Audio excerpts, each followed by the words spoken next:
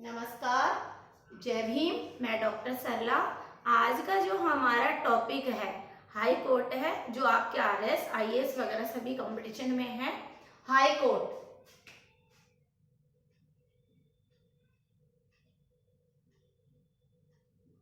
High court जिसे राज्य न्यायपालिका भी बोल सकते हैं, हिंदी में उच्च न्यायालय। उच्च न्यायालय भारतीय संविधान के भाग 6, ये लर्न करना है। भारतीय संविधान के भाग 6, भारतीय संविधान के भाग 6 और चरण बोल दीजिए, अध्याय बोल दीजिए 5। क्लियर? आप चरण कौन से? अध्याय 5 में हाई कोर्ट का उल्लेख किया गया है। ऐसी शॉर्ट में उल्लेख किया गया है। अब देखिए, भाग 5 में तो संघ की न्यायपालिका सुप्रीम कोर्ट का उल्लेख किया गया है, और ये ध्यान रखना है कि भाग 6 अध्याय 5 में किसका उल्लेख किया गया? हाई कोर्ट का। अब आर्टिकल से एक्सप्लेन करते हैं। आर्टिकल 214, आर्टिकल 214 अनुच्छेद 214 के तहत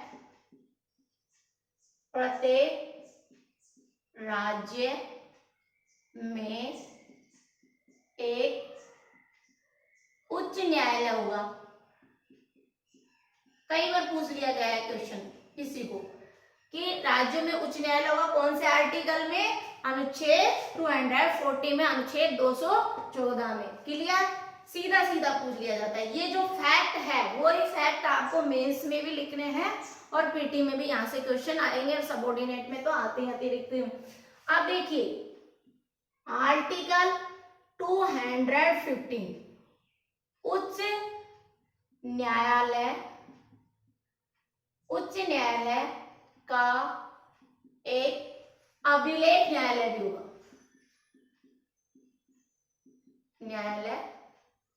होगा।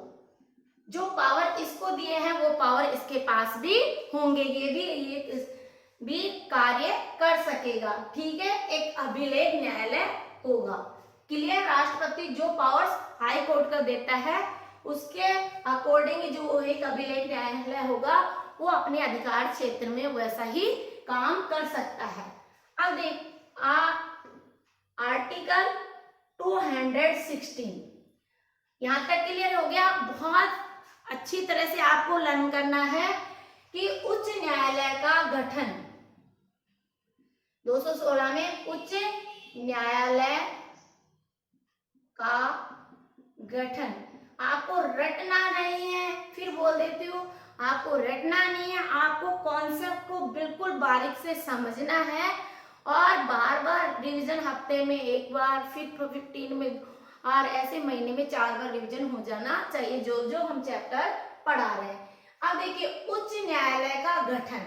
उच्च न्यायालय का गठन से मतलब आप समझे कि प्रत्येक उच्च न्यायालय मुख्य न्यायमूर्ति को ऐसे अन्य न्यायाधीश से मिलकर बनेगा। प्रत्येक उच्च न्यायालय मुख्य न्यायमूर्ति से मतलब समझे चीफ जस्टिस व अन्य न्यायाधीश से मिलकर बनेगा। कैसे बनेगा? गठन का मतलब बनेगा प्रत्येक उच्च न्यायालय के मुख्य न्यायमूर्ति यानी चीफ जस्टिस, हाई कोर्ट का चीफ जस्टिस व अन्य न्यायाधीश से मिलकर बनेगा। आपको रटना नहीं है, बार बार कह रही हूँ, कॉन्सेप्ट और आर्टिकल को समझना है। जब कॉन्सेप्ट आर्टिकल क्लियर हो गए तो कहीं आपको कोई डाउट नहीं होगा। अब देखिए, हम न्यायाधीशों की नियुक्ति और जब न्यायाधीश बन जाते हैं उनके लिए क्या क्या शर्त होनी चाहिए, वो आर्टिकल उच्च न्यायालय के न्यायाधीश की नियुक्ति और उस पद के लिए क्या शर्तें होनी चाहिए। ये नियुक्ति वर्ष और शर्तें ये कौन से आर्टिकल में आएंगे, आर्टिकल 217 में, गठन 16 में, 216 में, और अभिलेख न्यायालय 250 में, और प्रत्येक राज्य में एक उच्च न्यायालय होगा 214 में। क्लियर। हाई कोर्ट 214 यानी 214 से शुरू होता है। क्लियर। अब देखिए उच्च न्यायालय के न्यायाधीश की नियुक्ति, सबसे पहले तो ये समझना है उच्च न्यायालय के न्यायाधीश की नियुक्ति किसके द्वारा की जाती है। कॉन्सेप्ट क्लियर, राष्ट्रपति के द्वारा। अब किस व्यक्ति को, अपन जैसे व्यक्ति को तो हाईकोर्ट का मुख्य न्यायाधीश नहीं बनाया जा सकता, लेकिन क्या शर्त होनी चाहिए, उस व्यक्ति को ही राष्ट्रपति राजस्थान हाई कोर्ट का कहे कि राज्य के किसी भी न्यायाधीश की नियुक्ति कर सकता है। तो देखिए जब राष्ट्रपति हाई कोर्ट के मुख्य न्यायाधीश की नियुक्ति करेगा तो सबसे पहले वो सुप्रीम कोर्ट के chief justice, clear, supreme court के चीफ जस्टिस प्लस उस संबंधित राज्य के राज्यपाल से एडवाइस करेगा, मशविरा करेगा, और तब जाके उस व्यक्ति को न्यायाधीश नियुक्त करेगा। क्लियर। कि शॉर्ट में बता देती हूँ, राष्ट्रपति के द्वारा मुख्य न्यायाधीश की नियुक्ति की जाती है सुप्रीम कोर्ट के मुख्य न्यायाधीश व संबंधित राज्य के राज्यपाल से सलाह लेकर करके। क्लियर। अब किस व्यक्ति को नियुक्त करेगा राष्ट्रपति, क्या योग्यताएं होनी चाहिए, ये भी 270 में ही उल्लेख किया गया। 217 में योग्यता हो कि वह भारत का नागरिक हो, उसकी आयु 62 वर्ष से कम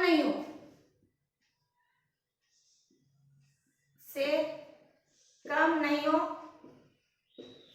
अब देखिए 62 वर्ष वह किसी न्यायालय में न्यायिक पद पर 10 वर्ष तक कार्य किया हो, वह किसी न्यायालय या अन्य न्यायालय में 10 साल तक अधिवक्ता रहा हो। यानी राष्ट्रपति की विधि में पारंगित तभी समझा जाएगा जब वह किसी न्यायिक पद पे 10 वर्ष तक कार्य किया हो, 10 साल तक अधिवक्ता रहा हो। ऐसे व्यक्ति को राष्ट्रपति हाई कोर्ट, हम राजस्थान हाई कोर्ट को पढ़ रहे हैं, तो हाई कोर्ट का चीफ जस्टिस नियुक्त कर सकता है। क्लियर। अब देखिए जब 218 आ जाता है तो उच्चतम न्यायालय, ये ध्यान रखना है कि उच्चतम न्यायालय, इस चीज को रखना है कि उच्चतम न्यायालय से संबंधित उच्चतम न्यायालय से संबंधित कुछ उपबंधों, क्लियर, ये कुछ उपबंधों इनको ध्यान रखना है, उच्चतम न्यायालय से संबंधित कुछ उपबंधों का उच्च न्यायालय, उपबंधों का उच्च न्यायालय में लागू करना। अब कुछ उपबंध यानी आर्टिकल जो 124 के खंड 4 और 5 में उल्लेख किया गया, जो नियम आर्टिकल 124 के खंड 4 और 5 में लागू किए गए हैं, वो उपबंध आर्टिकल 218 के तहत उच्च न्यायालय पर भी लागू होंगे। ये आर्टिकल 218 में उल्लेख किया गया है। अब देखिए आर्टिकल 219, अब 19 शब्द आते ही आप ये ध्यान रखे हैं कि न्यायाधीशों को शपथ और प्रतिज्ञा उच्च न्यायालय के न्यायाधीश को मतलब उच्च न्यायालय में एक चीफ जस्टिस और अन्य न्यायाधीश, तो न्यायाधीशों का शपथ और प्रतिज्ञा। अब सीधा है कि जो उच्च न्यायालय है, जो हाई कोर्ट है, उस हाई कोर्ट के चीफ जस्टिस को, हाई कोर्ट के मुख्य न्यायाधीश को कौन शपथ दिलाएगा? तो मुख्य न्यायाधीश को हाई कोर्ट के एचजी हाई कोर्ट के चीफ जस्टिस को संबंधित राज्यपाल शपथ दिलाएगा, प्रतिज्ञा राज्यपाल दिलाएगा। शपथ कौन दिलाएगा? राज्यपाल दिलाएगा। कौन है वर्तमान में कलराज मिश्र। राज्यपाल कौन है?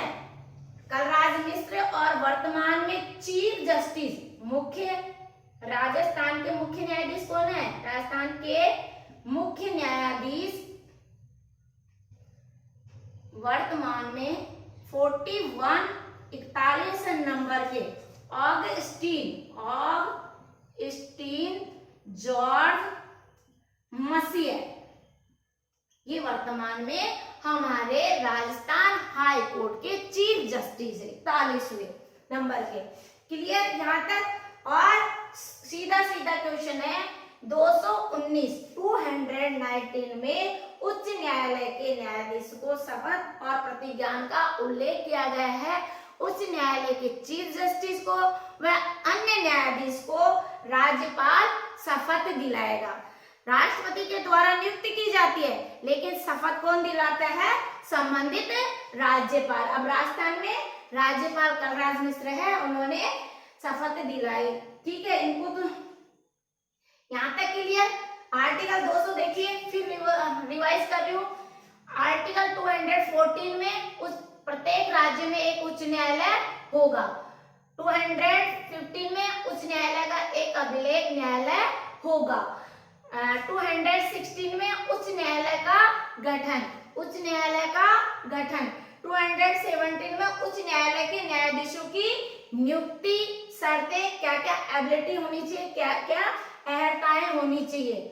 और 218 कि उच्चतम न्यायालय के न्यायाधीश से संबंधित कुछ जो उपबंध है वो उच्च न्यायालय में भी लागू होंगे, जो आर्टिकल 124 के खंड पार्ट 4 और पार्ट 5 में जो नियम है वो सेम कंडीशन इस पर लागू होगी। और 219 में उच्च न्यायालय के न्यायाधीशों को शपथ कौन दिलाएगा? राज्यपाल दिलाएगा, संबंधित राज्य का राज्यपाल। अब आर्टिकल 220 से हम समझ सकते हैं कि स्थायी न्यायाधीश रहने के पश्चात, स्थायी शब्द जोड़ लो, स्थायी न्यायाधीश रहने के पश्चात विधि, स्थायी न्यायाधीश रहने के पश्चात विधि व्यवसाय। अभी तक तो इस आर्टिकल के बारे में पूछा नहीं गया है। विधि व्यवसाय पर निर्बंधन,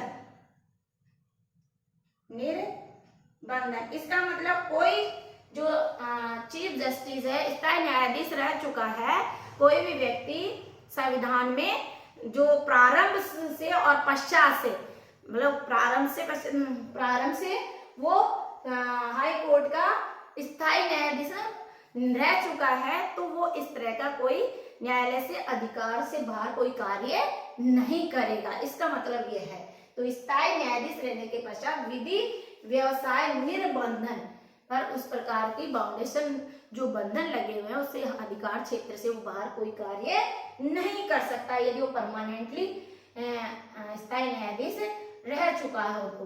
अब देखिए 221 की जो न्यायाधीश है उनका वेतन उच्च न्यायालय के न्यायाधीशों का वेतन की बात। अब अपन सारी चीज लर्न नहीं हो सकती तो आप फाइंड आउट कीजिए जो वर्ड्स लर्न हो सकता है। 221 आर्टिकल में वेतन, राजस्थान हाई कोर्ट के मुख्य न्यायाधीश का वेतन 90,000, अन्य न्यायाधीश का वेतन 80,000 था। लेकिन उच्च न्यायालय और उच्चतम न्यायालय में एक संशोधन हुआ, एक करेक्शन किया गया 2017 में 2017 में, और इनके वेतन का संशोधित किया। पूर्व में 90,000 मुख्य न्यायाधीश को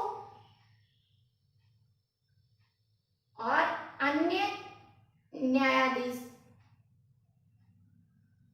को 80,000। ये क्वेश्चन भी पूछ लिया जाता है वेतन 221 जो इसमें उच्च न्यायालय, ये भी आपको लर्न करना, उच्च न्यायालय और सर्वोच्च न्यायालय के न्यायाधीश, उच्च न्यायालय और सर्वोच्च न्यायालय के संशोधित वेतन से संशोधित सेवा शर्तें और वेतन, ये लर्न करना है। सेवा शर्तें और उच्चतम न्यायालय या उच्च न्यायालय के न्यायाधीशों के वेतन, यहाँ जो न्यायालय के न्यायाधीशों के वेतन, संशोधित सेवा शर्तें, और ये कब अमेंड कहा 2017 में। इसका वेतन बढ़ा के कितना रखने का वेतन प्रस्तावित मुख्य न्यायाधीश का राजस्थान हाई कोर्ट का हाई कोर्ट का प्रस्तावित वेतन कितना रखने का वहां हुआ 2,50,000 रुपए, और अन्य न्यायाधीश का संशोधन 2,25,000 करने का, और ये 1 जनवरी 2016 से लागू किया गया है। क्लियर? क्योंकि क्वेश्चन थोड़ा सा वो ये समझते हैं कि हाई कोर्ट में क्या क्या पड़ा है। अब देखिए जो मैंने फैक्ट डाले आपके इंटरव्यू तक यदि पूछ लेते हैं तो आप बिल्कुल क्लियरिटी से समझा सकते हो कि आर्टिकल 221 में वेतन का उल्लेख किया गया हाई कोर्ट के न्यायाधीश, मुख्य चीफ जस्टिस व अन्य न्यायाधीश का।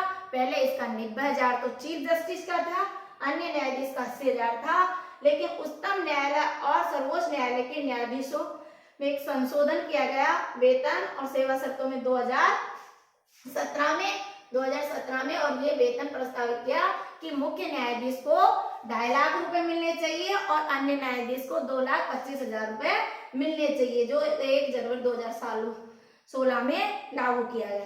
क्लियर? अब यहाँ तक आपको समझ में आ गया तो प्लीज स्क्रीनशॉट लीजिए, और आप अच्छा लग रहा है तो प्लीज सब स्टूडेंट्स को शेयर कीजिए ताकि बहुत लाभान्वित हो सके। आप लोगों ने तो राइट डाउन कर लिया होगा। बहुत ही अच्छा टॉपिक है। और मुझे तो आप इंटरेस्ट लेके पढ़ेंगे ना तो पॉलिटिकल साइंस तो ऐसी चीज है कि मैथ की तरह है, आप भूलोगे नहीं। जीके का जो पेपर होता है आरएस का, बहुत इजी पेपर होता है, बस थोड़ा सा समझने की बात है। समझ के कोई चैप्टर पढ़ते हो तो बहुत ही अच्छी तरह से लर्न और लॉन्ग टाइम तक याद रहता है। अब आर्टिकल हमारे 220 तक क्लियर। अब देखिए 222 ये क्वेश्चन, इससे रिलेटेड क्वेश्चन आरएस में भी पूछ लिया गया है और आईएएस में भी पूछ लिया है। तो किसी भी न्यायाधीश, ये ध्यान रखना है, किसी भी न्यायाधीश का एक उच्च न्यायालय से दूसरे उच्च न्यायालय में ट्रांसफर, अंतरण, किसी भी न्यायाधीश का एक न्यायालय से दूसरे न्यायालय में अंतरण, यानी राष्ट्रपति को ये पावर है। राष्ट्रपति सुप्रीम कोर्ट के मुख्य न्यायाधीश की सलाह पर मुख्य न्यायाधीश की सलाह पर एक न्यायालय से दूसरे न्यायालय का अंतरण कर सकता है, इन ट्रांसफर कर सकता है। राष्ट्रपति सुप्रीम कोर्ट के मुख्य न्यायाधीश की सलाह पर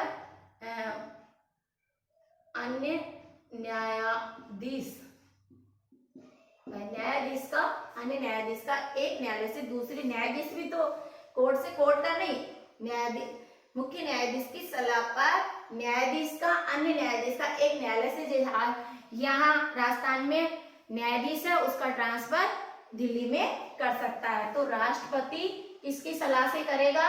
सुप्रीम कोर्ट के मुख्य न्यायाधीश की सलाह से, कि यहाँ का जो न्यायाधीश है, जुडिशियल है, न्यायाधीश है, उसको दिल्ली ट्रांसफर करा जाए वहां के यहाँ। तो ये पावर राष्ट्रपति को है और वो सुप्रीम कोर्ट के मुख्य न्यायाधीश से मशविरा करके, ये आर्टिकल भी आ चुका है। Article 222, article 223।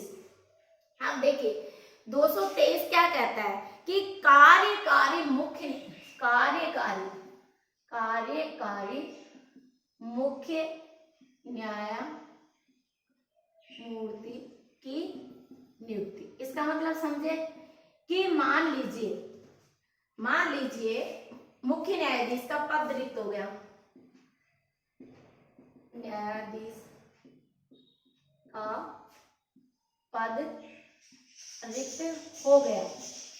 अब हमको टाइम में, हमारा जो पैनल तैयार करने में टाइम लगता है, तो ऐसी कंडीशन में राष्ट्रपति वो फुल पावर है, पद रिक्त की स्थिति में या कहीं ट्रांसफर होने की स्थिति में वो खाली पद है, तो राष्ट्रपति उन न्यायाधीशों में से जो उनके एबल हो, यानी राष्ट्रपति की न्याय में विधिगत पारंगत हो, राष्ट्रपति की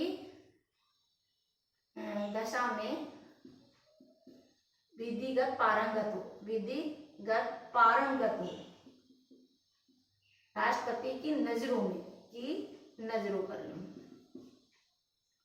पारंगत हो, तो उन न्यायाधीश के जो पैनल में ही जो अन्य न्यायाधीश है, उनमें से राष्ट्रपति को लगे कि ये वाक्य में विधि के कानून का ज्ञाता है, विधि में निपुणता है, दक्षता है, ऐसे न्यायाधीश को राष्ट्रपति मुख्य कार्यकारी न्यायमूर्ति बना सकता है। क्लियर?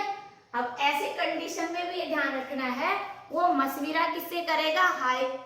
सुप्रीम कोर्ट के मुख्य न्यायाधीश से व संबंधित राज्यपाल से। लेकिन 223 ये कहता है कि पद रिक्ति की दशा में, हम कहते हैं ना भाई, जैसे कार्यवाहक, जैसे स्कूल में आज प्रिंसिपल एब्सेंट है तो वो कार्यवाहक वाइस प्रिंसिपल को चार्ज देके जाता है, स्कूल में एचएम होता है तो वो अदर टीचर को 4 दे सकता है क्योंकि उस दिन वो कार्य करेगा। ठीक ऐसे ही आर्टिकल 223 में क्या उल्लेख किया गया है कि मुख्य न्यायाधीश का किन्हीं कारणों से पद रिक्त है, तो ऐसी कंडीशन में कार्यकारी मुख्य न्यायमूर्ति की नियुक्ति राष्ट्रपति के द्वारा